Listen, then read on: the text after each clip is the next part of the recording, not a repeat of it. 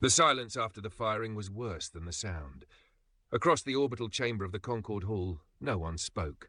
No one moved. The great ring windows still showed the war outside, stars smeared by relativistic fire, fleets breaking apart like dying constellations. But inside, the galaxy's highest authorities sat frozen, staring at the empty human seat. Moments earlier, it had been occupied. Now there was only scorched air, a faint ripple of displaced gravity, and the smell, sharp, metallic, unmistakable, of a human dead in vacuum exposure. High Arbiter Threxel's mandibles twitched as delayed sensory data finally resolved. The weapon had been precise, too precise. A peacekeeper bolt calibrated to neutralize, not obliterate. A political execution clean enough to pretend it wasn't one. Threxel exhaled through secondary spiracles. Record shows the human envoy violated wartime restriction protocols, it said, voice resonant and calm. This council recognizes the enforcement action as lawful. No one objected. They should have. Far beyond the Concord Hall, past the inner trade lanes, past the monitored borders and treaty space, a message reached a place the galaxy had spent decades trying to forget. It arrived without signature, without encryption, without apology. 3 words transmitted on a frequency long declared obsolete. They killed her.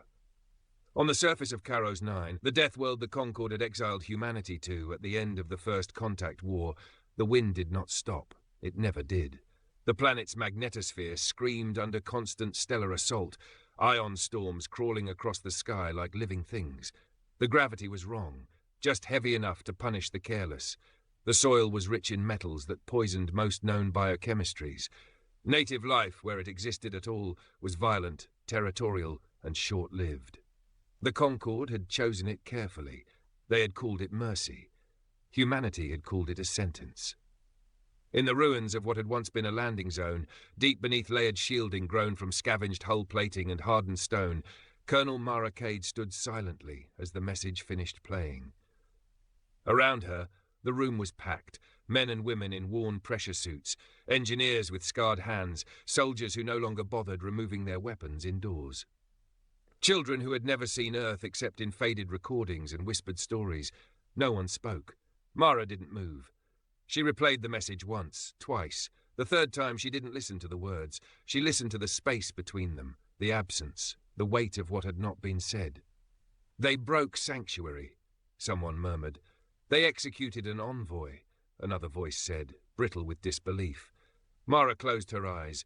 Lena Sorensen had not been a soldier. She'd been a diplomat, trained to speak softly to species that measured aggression in pheromones and eyeshine. She had volunteered to represent a people the galaxy already feared, precisely because she believed fear could still be undone. The Concord had shot her out of a chair in front of every major power in the spiral. Mara opened her eyes. All channels, she said quietly. The room shifted. Consoles lit up. Antennas rose through armored shutters, punching into the storm above. Broadcast priority, an operator asked. Mara didn't hesitate. Everything. The signal went out across Karos 9 first, then beyond. Old relays, black market repeaters, forgotten human probes still drifting in deep space, their power cores barely alive. It wasn't a speech, it wasn't a declaration. It was a single sentence, spoken calmly, clearly, and without heat. This is Colonel Mara Kay of the Human Exile Collective. The Concord has violated its own laws. Sanctuary is broken. All restraints are lifted. She paused, just long enough for the words to settle. We are coming. Across the galaxy, analysts would later argue about when the war truly began. Some would say it was that broadcast. Others would say it was the moment the Concord peacekeeping fleets lost contact with their outer patrols. They were all wrong. The war had begun years earlier. The first night humanity realized exile was not meant to be survived. On Karos 9, survival had been a daily negotiation with physics. The planet's storms shredded unshielded electronics within hours. Its native microbial life infiltrated filters and adapted faster than sterilization protocols could respond. Food crops failed, mutated, or turned toxic without warning. The Concord had assumed humans would die slowly. Instead, they adapted violently. They learned to grow crops in rotating gravity pockets carved into bedrock. They bred bacteria to fight bacteria. They used the planet's storms to charge vast capacitor arrays, turning environmental hostility into power. And when power was abundant, imagination followed. What the Concord never understood was that humans did not separate survival from warfare. On Karos 9, the two became the same discipline. Mara walked the length of the command cavern, boots echoing against stone polished smooth by years of traffic. Around her, preparations began without orders. Racks opened, systems powered up. Old machines woke with familiar hums. A younger officer fell into step beside her. "We're still outnumbered," he said, voice low, "even with everything we've built." Mara nodded. "We always were." "What if they come with extermination fleets?" She stopped and turned to him. "Then they'll be late." Deep beneath the surface, in chambers the Concord's orbital scans had always labelled as geological anomalies, massive structures began to move. They weren't ships. They weren't weapons. They were frameworks, vast, modular lattices designed to be assembled, disassembled, and repurposed under hostile conditions. Humanity had stopped thinking in terms of fleets years ago. They thought in terms of systems. As Karos 9's sky lit with unnatural auroras, something else happened. The planet's storms changed frequency. Across listening posts and observatories, alien sensors spiked, then flatlined. Analysts stared at readouts that didn't make sense. Energy was being drawn, not siphoned, coordinated. On Concord Prime, High Arbiter Threxel felt the first flicker of unease when the casualty reports came in clusters instead of lines. 3 patrol craft gone without distress signals, a relay station silent. A peacekeeper flotilla diverted to investigate, then disappeared from tracking entirely. "No debris," an aide reported. "No energy bloom consistent with weapons discharge." Threxel's mandibles clicked. "Then what are we looking at?" The aide hesitated. "Absence." Threxel stared out at the stars. Humanity had always been dangerous in theory, aggressive, adaptable, emotionally volatile. But the Concord had believed in rules, in treaties, in containment. They had believed exile was an ending. They had not considered it might be an incubation. When the first human constructs emerged from Karos 9's gravity well, they did not announce themselves. They did not form up in fleets or broadcast demands. They moved like weather. Not ships, but clouds of interlinked platforms, each capable of independent action, each feeding data and energy to the others. No central command. No single point of failure. Peacekeeper targeting algorithms failed immediately. There was nothing to lock onto. And as the constructs crossed into Concord-controlled space, something unprecedented happened. Human vessels did not fire first. They waited. At a listening post on the edge of the neutral zone, an alien commander watched in mounting dread as human signals flooded every channel, civilian, military, diplomatic, without encryption or threat. Just archived footage. Lena Sorensen, standing in the Concord hall, the flash, the empty chair. The commander swallowed. "They're not attacking," he whispered. His second-in-command stared at the feeds. "They're showing us what we did." The first shots came minutes later, not from humanity, but from a panicked Concord defense grid. That was the final mistake. The first defense grid salvo tore through empty space. Thousands of automated cannons fired on predictive trajectories, filling the void with converging lines of energy meant to overwhelm shields, scramble guidance, and force anything living to react. The human constructs did not react. They absorbed. Energy that should have detonated against armor vanished into the latticework of the nearest platform, redistributed across the cloud in pulses too subtle for Concord sensors to model in real time. For a fraction of a second, the entire formation glowed, not as a shield flare, but as a network equalizing load. Then the constructs adjusted their vector by less than 1 degree. The defense grid burned itself out moments later, capacitors overloaded by feedback loops the system had never been designed to experience. One by one, cannons went dark. Their internal safeties melted into slag. Still, the humans did not fire. On Concord Prime, alarms spread like a contagion through the upper spires. Analysts shouted conflicting reports. Fleet coordinators rerouted squadrons into holding patterns that immediately collapsed under data overload. High Arbiter Threxel watched the tactical projection with mounting horror. "This is posturing," one of the senior strategists insisted. "Psychological warfare. They want negotiation." Threxel did not answer. The constructs were still moving. Slow, patient, deliberate. "They are entering civilian transit corridors," another voice said. "If they attack there, they won't," Threxel interrupted. The room stilled. "Why are you so certain?" the strategist demanded. Because, Threxel said quietly, they are showing us restraint. The words tasted wrong. Across the neutral zone, human platforms slipped past inhabited stations without altering course. No weapons fire, no jamming, just presence, inescapable and measured. On one such station, an alien dock worker paused mid-task as shadows passed across the viewport. He counted them until the numbers stopped making sense, until the pattern itself became overwhelming. "They're everywhere," he whispered. His supervisor leaned in, antennae twitching. "Why aren't they attacking?" The dock worker didn't answer. He was watching something else. Every platform bore markings, not flags or symbols of conquest, but lines of data projected across their surfaces. Visual language. Recorded memory. Human children growing up under red skies. Storm shelters shaking as ion winds screamed overhead. Engineers laughing as they welded hull plates into something that was never meant to be permanent. Graves carved into stone because soil wouldn't hold. The dock worker swallowed. "They're not threatening us," he said. "They're reminding us." The first human shot was fired 3 hours later. It came from nowhere. Concord scanners could pinpoint, and it didn't target a ship. It targeted a law. At the edge of Concord-controlled space, an autonomous enforcement array governed a volume of territory larger than most star systems. Its purpose was simple: enforce the Exile Accords by lethal force. No unauthorized human vessel was permitted beyond that boundary. The array vanished, not exploded, not disabled, gone.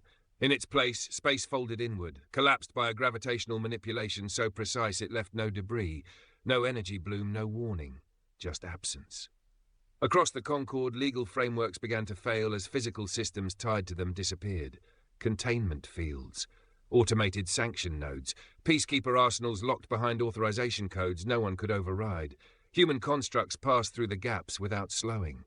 On Caros 9, Colonel Mara Cade stood alone in the observation chamber as reports streamed in. "They're holding formation," an aide said. "No deviation from predicted routes." Mara nodded. "Good." "They're asking questions," another voice added. "Civilians, commanders, even some council worlds." "What kind?" The aide hesitated. "They want to know if they're next." Mara considered that. "Tell them no," she said, "unless they make themselves so." In the depths of Concord Prime's archives, emergency sessions convened. Old treaties were pulled up, clauses reinterpreted, justifications assembled in desperation. "This is disproportionate," a councillor argued. "They're destabilizing the entire order." Threxil turned slowly. "You executed an envoy under sanctuary," it said, "in front of witnesses. What proportion did you expect?" Silence answered. Then a new alert cut through the chamber. Human constructs had halted. They had stopped at the threshold of Concord Prime's defensive perimeter, just beyond the range where planetary shields overlapped. Thousands of platforms, motionless now, hanging like a second artificial sky. And still, no weapons fire. A transmission request appeared on every channel simultaneously. Open, unencrypted. Threxil felt something it had not experienced in centuries. Anticipation. The transmission resolved into a single human figure, projected life-sized into the chamber. Colonel Mara Kay stood framed by the storm-lit caverns of Caros 9, her expression calm, her posture unyielding. "You killed our voice," she said without preamble. "So we're speaking for ourselves now." A councillor surged forward. "This is an act of war." "No," Mara interrupted. "This is the removal of a misunderstanding." She gestured, and behind her the projection shifted. Data unfurled. Chronologies, casualty curves, environmental readouts from Caros 9. "You exiled us to a planet designed to kill," she said. "You believed survival would soften us, make us grateful, quiet." Her eyes lifted, meeting the chamber's collective gaze. "It taught us efficiency." Threxil leaned forward. "What do you want?" Mara did not answer immediately. Instead, she let silence stretch, let the weight of thousands of human constructs hanging over the capital settle into every mind. "First," she said at last, "the Exile Accords are void." A murmur rippled through the chamber. "Second," Mara continued, "peacekeeper autonomy ends. No automated enforcement. No lethal authority without accountable command. And third," Mara's expression did not change, "you will remember Lena Sorensen." The projection shifted again, showing the Concord Hall moments before the execution, the empty human seat. "You will mark this chamber as sanctuary," Mara said. "You will never violate it again. Not for us, not for anyone." A councillor laughed, sharp and disbelieving. "And if we refuse?" Mara inclined her head just slightly. "Then nothing changes," she said. "For us." The implication hung heavy. Outside, one of the human constructs adjusted position, its shadow sliding across the planet's surface like a slow-moving eclipse. Threxel understood then. This was not conquest, it was correction, and the galaxy had no leverage left to resist it. The Concord asked for time. It was the first concession humanity had extracted without firing a fleet-killing weapon, and it tasted of fear. High Arbiter Threxel granted the request publicly, framing it as procedural necessity. Privately, the Concord Council fractured into factions within minutes. Some argued capitulation was inevitable.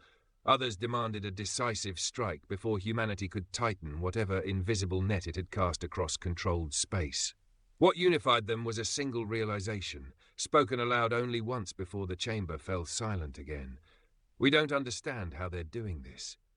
That ignorance was fatal. Because while the Concord debated, humanity continued exactly as it had begun, methodically, patiently, and without escalation. Human constructs began stationing themselves at mathematically significant points in space, Lagrange nodes, hyperspace shear boundaries, regions of gravitational instability previously avoided by all known civilizations. They didn't block traffic. They didn't tax or inspect. They simply existed there, radiating low-level signals that redefined navigational safety for every ship that passed nearby. Trade routes shifted, insurance algorithms recalculated. Shipping guilds quietly rerouted fleets to follow paths that stayed within human-defined corridors, because those routes were suddenly safer, calmer, more predictable. The galaxy adapted before it realized it was adapting. On Concord Prime, Threxel reviewed reports with mounting dread. Civilian casualty rates are down, an aide said, across 3 sectors. And piracy incidents have dropped by 40%. Smuggling, too. Human constructs intervene selectively. Intervene how? They don't fire, the aide said. They reposition. They collapse microjump windows. They isolate aggressors until local authorities arrive. Threxel's mandibles tightened. "They're enforcing order," it said. "Yes," the aide replied. "Better than we were." The Concord had always believed peacekeeping was about force projection. Humanity had reframed it as environmental control. They didn't chase criminals. They removed the conditions that allowed crime to function. The first open defection came from the Pelath hegemony, a mid-tier power whose border worlds had suffered decades of neglect under Concord oversight. Their ambassador stood before the council and, voice trembling, announced a bilateral safety accord with the Human Exile Collective. "We are not choosing sides," the ambassador insisted. "We are choosing survival." Threxel did not object. It could not, because the data supported the choice. On Karos 9, Mara Kaidi watched the same reports with a different expression, not triumph, but restraint. "They're leaning on us," an aide observed. "Harder every cycle." "They always would." Mara replied, "They mistake control for ownership. What happens when they realize we won't let go?" Mara didn't answer immediately. She was watching a feed from deep space, where a Concord Black Ops flotilla drifted under stealth protocols older than humanity's exile. They had been quiet, careful, invisible, until they weren't. Human constructs emerged around them like frost crystallizing in vacuum. Not weapons, sensors, fields, presence. The flotilla tried to flee. Space said no. Their drives spun. Their navigators screamed as jump solutions failed to resolve. Time stretched, compressed, then snapped back into place. When the flotilla reappeared, it was intact, disabled, gently nudged into a stable orbit around an uninhabited star. A message followed, addressed directly to Concord Command. "We saw you, nothing more." Mara exhaled slowly. "They're testing boundaries," the aide said. "Yes," Mara agreed, "and learning where their fear lives." The mid-story realization came not in the Concord Hall, but in a hospital. On the border world Illith, a massive habitat ring suffered a catastrophic structural failure when a micrometeor swarm, long catalogued, long ignored, punched through its outer hull. Emergency bulkheads slammed shut. Sections depressurized. Thousands of lives hung in the balance. Concord response time was projected at 48 hours. Human constructs arrived in 12 minutes. They did not dock. They did not ask permission.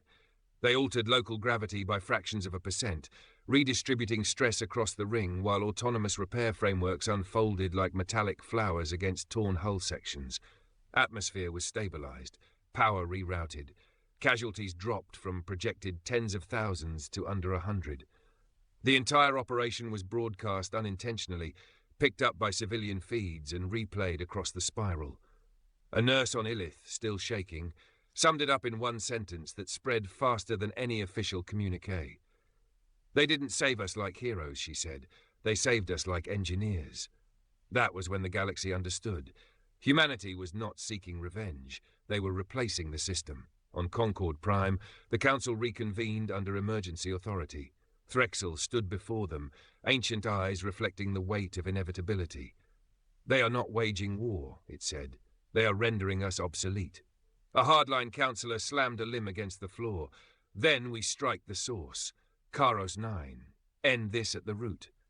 Threxel looked at the data one last time, at planetary defenses that reconfigured themselves faster than models could predict, at environmental systems that turned stellar violence into infrastructure, at a people who had survived deliberate extinction and emerged with tools the galaxy didn't yet have language for.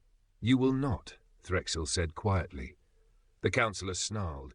"You would let them dictate the future?" "No," Threxel replied. "I would let them build it." The vote passed by the narrowest margin in recorded Concord history. An official delegation was dispatched to Karos 9. When they arrived, their ships were guided through storms that should have torn them apart, shepherded by human constructs that adjusted the planet's chaos just enough to allow safe passage. The delegates emerged onto stone platforms under roaring skies and realized, with a chill that had nothing to do with temperature, that humanity had already mastered the very thing the Concord had used to condemn them: hostile space. Colonel Mara Cade met them in person. "You came a long way," she said, voice nearly lost beneath the wind. The lead delegate bowed deeply. "We came to ask, what comes next?" Mara looked up at the storm-filled sky, then back at them. "Accountability," she said, "and memory." The galaxy would soon learn what those words truly meant. The delegation stayed on Karos 9 for 3 days. No formal negotiations took place, no documents were signed, no concessions traded across polished tables.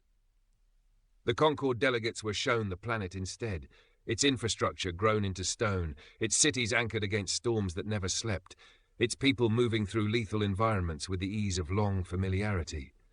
They were shown the graves, row after row carved directly into bedrock, names etched deep enough to survive erosion, radiation, and time. No grand monuments, no heroic statues, just permanence. "These are the first," Mara said, standing with them beneath a sky alive with electrical fire, the ones who didn't make it through the early years. The lead delegate shifted uncomfortably. "Your population decline was significant." "Yes," Mara agreed, "and necessary."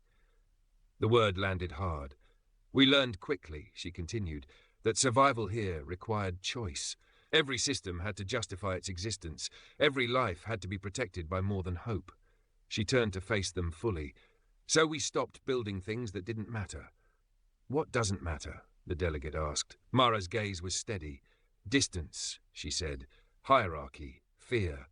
The delegates left Karos 9 carrying no treaties, but they carried something else back with them.